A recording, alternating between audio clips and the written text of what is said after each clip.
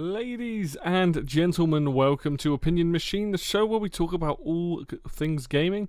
My name is Killjoy, and today we're going to be talking about Nintendo Switch 2 price, game price, peripherals, all that sort of stuff, and what Nintendo are offering on their website. Now, I want to say off the bat that I do think the console itself is fine price-wise in the UK, but I do think there are some serious issues with the game pricing, and we will get to that. But I wanted to just talk about my thoughts on this and some, like, what I would personally probably spend. Now, we're on the website here that says about pre-ordering these.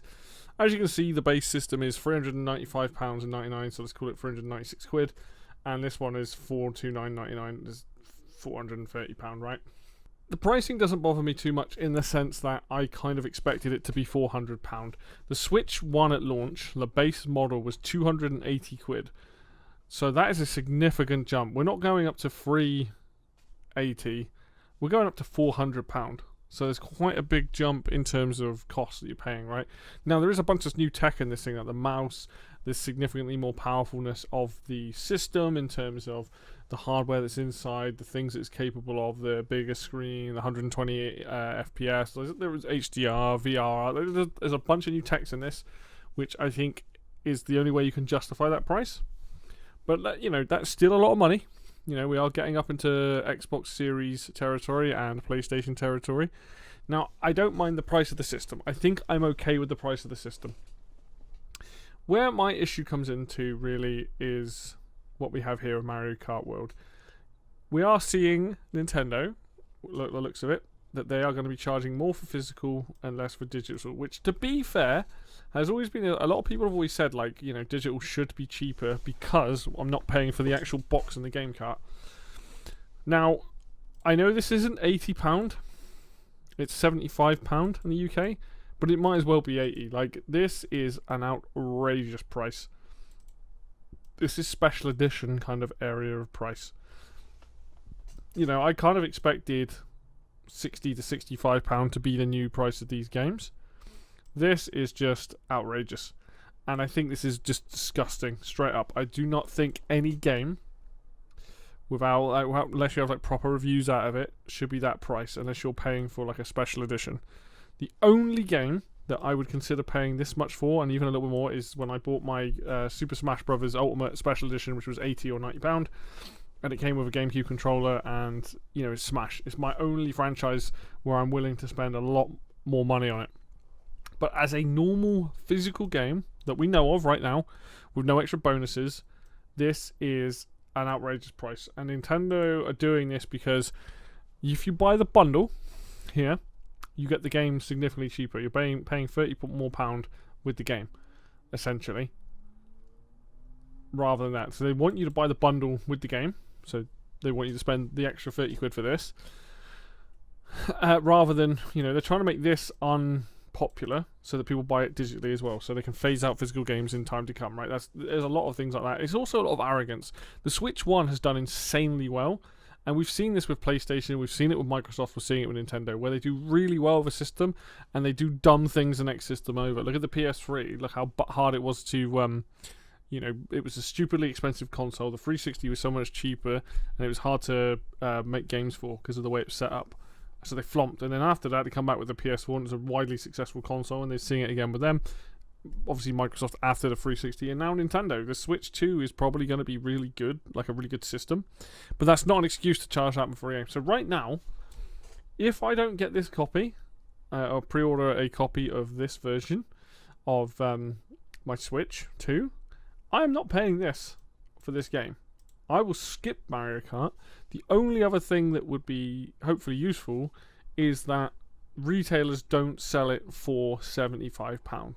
It's closer to 60. It's closer to 55. 50 to 55 is a much more acceptable range for me personally. That's, you know, doable. Donkey Kong here seems to be cheaper. Now, I'm not sure why they're making the digital price that and then the physical price. So 60 quid digital, £65 or £67. There's some weird pricing going on here. I very much doubt I'm going to be buying Switch 2 games off Nintendo's website. Like, it's just simple as that. I think their RRP is just crazy.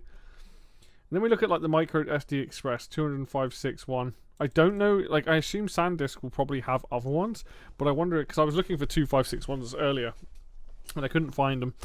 But so 50 quid on that. The camera is 50 quid, the GameCube controller is 60 quid, and the Pro Controller 2 is £75, which this, I think, I need to see more of this, but that makes more sense, like, for the higher end controllers. That doesn't really bother me. Now, if I am somebody that is buying this system, along with the micro SD Express, the camera, and this controller, we're looking at £605 day one. So we're looking at a price of like PS5 Pro with all the gubbins, right? Which maybe that's okay. But for me, if I was buying this, the only other thing I'd be buying is this. Like, I want this GameCube controller. I don't have no need for a camera. Like, I am very curious to see if other people or other companies let you use USB-C cameras, because I'm very curious if it's like a proprietary thing that is required. I will say that I'm very curious to see what the prices of other games are going to be, because I really hope that they're not as extortionate as Mario Kart. I think Mario Kart is just unbelievably stupidly priced. Like, I've watched gameplay of Mario Kart World. It looks really good. Like, I would love it, but not at that price. No, like I said, very few games are worth it. Now, some people would disagree and say, you know, if you get like 100 hours out of it, it's been worth it. But initial investment, man, that's too much. I'm hopefully going to be getting a pre-order of one of these systems. It'll either be with or without Mario Kart, and then I'll have to figure out from there. Donkey Kong is definitely a game that I absolutely want to get. I absolutely want to play because it looks more of the same. But in terms of this other stuff, I really only want the Switch 2 Pro controller, because I know I'll use this a lot. I guess it depends on the Joy-Con. Like, if the Joy-Con are bigger and more comfortable and work, then maybe I don't need the Pro controller. But we shall see. That's kind of my thoughts on it. I think everything's a little bit expensive, to be honest. I think the console is the only thing that I've accepted. Maybe this should be $380, and this should be $420. But it is what it is, right? You're paying for a significant upgrade on your current Switch. But everything else feels a little bit pricey, especially this camera, because it's okay. I wouldn't say it's amazing. Like, the camera I'm currently using now is probably more expensive than that one, to be fair. But yeah, that's kind of my thoughts on it. I'm not happy with the cost of the games, and we'll see how that goes forward. The console is fine, and I hopefully will get one, and we'll go from there. From this and from the price of that, I will be doing an up-and-coming video about what I plan to do going forward with the Switch 2, so people have an idea, assuming I can get hold of one on launch day.